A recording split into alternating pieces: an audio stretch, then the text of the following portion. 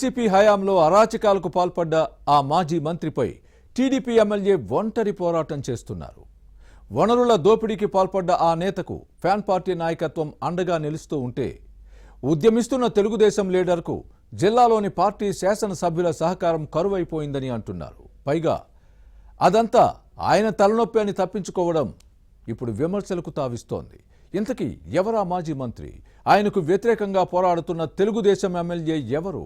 ఏ జిల్లా? కేసులతో 2 నెలలుగా పరారీలో ఉన్న ఆ మాజీని పోలీసులు ఎందుకు పట్టుకోలేకపోతున్నారు? విదేశాలకు పారిపోయారా? లేక మొబైల్ కాల్ లొకేషన్ను తప్పుగా చూపించే హైటెక్ యాప్స్ వాడుతూ తప్పించుకొని తిరుగుతున్నారా? For more details, watch the story. YCP హయాంలో అరాచకాలతో రెచ్చిపోయిన మాజీ మంత్రి కాకాణి గోవర్ధన్ రెడ్డిపై పోరాటం విషయంలో నెల్లూరు జిల్లా టీడీపీలో భిన్నాభిప్రాయాలు ఉన్నాయంటున్నారు.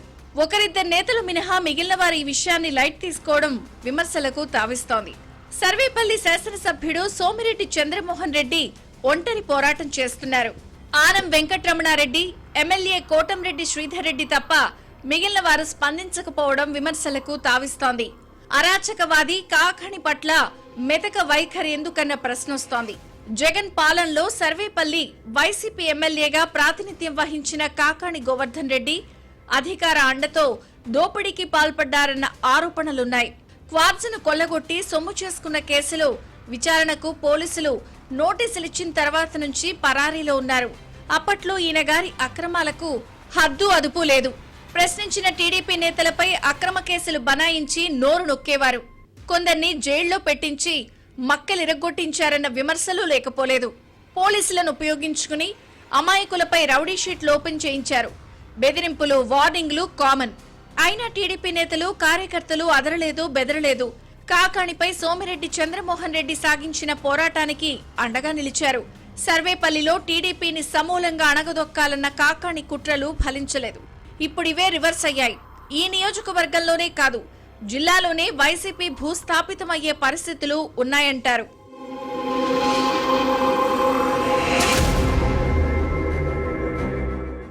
అక్రమ క్వార్జ్ తవ్వకాలు, ఎస్సీ ఎస్టీ అట్రాసిటీ కేసుల్లో నిందితుడిగా ఉన్న కాకాణి 2 నెలలకు పైగా పోలీసుల నుంచి తప్పించుకు తిరుగుతున్నారు.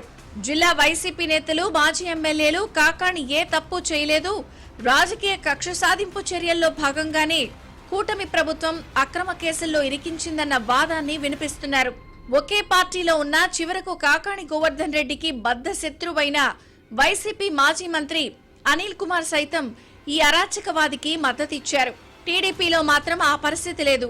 తెలుగుదేశం ఎమ్మెల్యేలు, ఎంపీ ఈ మాజీ మంత్రి దోపిడీని పట్టించుకోవడలేదు. కాకాణంటే అదంతా సోమిరెడ్డి సబ్జెక్ట్ అంటున్నారు. పరారీకి ముందు కూడా ఈ మాజీ మినిస్టర్ రెచ్చిపోయి ముఖ్యమంత్రి చంద్రబాబు, డిప్యూటీ సీఎం పవన్ కళ్యాణ్, మంత్రి లోకేష్ పై నోరు పారేసుకున్నారు. ఆ సమయంలోనే కోటంరెడ్డి శ్రీనివాసులు రెడ్డి, ఆనం వెంకటరమణారెడ్డి వంటి ఒకరిద్దరు నేతలు మినహా మిగిలిన వారెవ్వరూ నోరు మెదపలేదు. ప్రస్తుతం ఇంత జరుగుతున్నా టీడీపీ ముఖ్య నేతలు, ప్రజాప్రతినిధులు ఎవరూ కనీసం స్పందించకపోవడంపై సొంత పార్టీలోనే విమర్శలు వ్యక్తమవుతున్నాయి.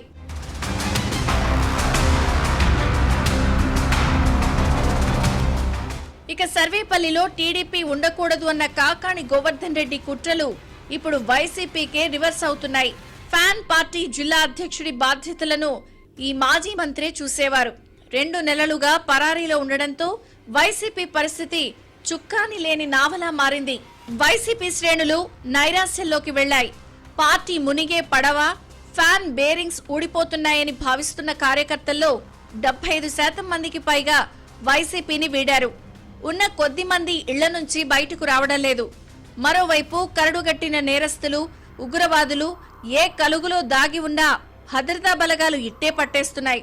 మరి కాకాణి గోవర్ధన్ రెడ్డిని పోలీసులు ఎందుకు పట్టుకోలేకపోతున్నారు అన్నది ఇప్పుడు జిల్లాలో $1 మిలియన్ ప్రశ్నగా మారింది. బెంగళూరు, హైదరాబాదు, చెన్నై, ఢిల్లీ సహా ఇతర ప్రాంతాల్లో 10 ప్రత్యేక పోలీసు బృందాలు గాలిస్తూనే ఉన్నాయి. ఇప్పటి వరకు పట్టుబడకపోవడాన్ని పరిశీలిస్తే విదేశాలకు పారిపోయారా అన్న అనుమానాలు లేకపోలేదు. అయితే లుకౌట్ నోటీసులు జారీ అయ్యాక ఇండియా నుంచి ఇతర దేశాలకు వెళ్లే అవకాశమే లేదని పోలీసులు చెబుతున్నారు. కరడుగట్టిన నేరస్తులను మించిన తెలివితేటలతోనే తప్పించుకు తిరుగుతున్నారు అనే చర్చలు సాగుతున్నాయి. మొబైల్ ఫోన్స్ లో అత్యాధునిక యాప్స్ వినియోగిస్తున్నారని, అందుకే నెల్లూరులో ఉన్న ఎక్కడో శ్రీలంక, రాజస్థాన్ వంటి చోట్లలో ఉన్నట్టు లొకేషన్ ట్రేస్ అవుతోందని అంటున్నారు.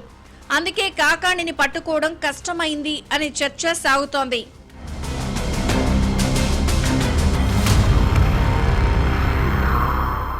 అరెస్ట్ నుంచి తప్పించుకునేందుకు కాకాణి గోవర్ధన్ రెడ్డి దాఖలు చేసిన ముందస్తు బెయిల్ పిటిషన్ పై సుప్రీంకోర్టులో చుక్కెదురైంది.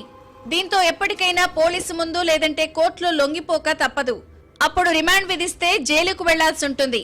పోలీసులకు సవాళ్లు విసురుతూ వీడియోలు పోస్ట్ చేసినప్పుడే సరెండర్ అయి ఉంటే పార్టీతో పాటు కాకాణి ఇమేజ్ పెరిగి ఉండేది.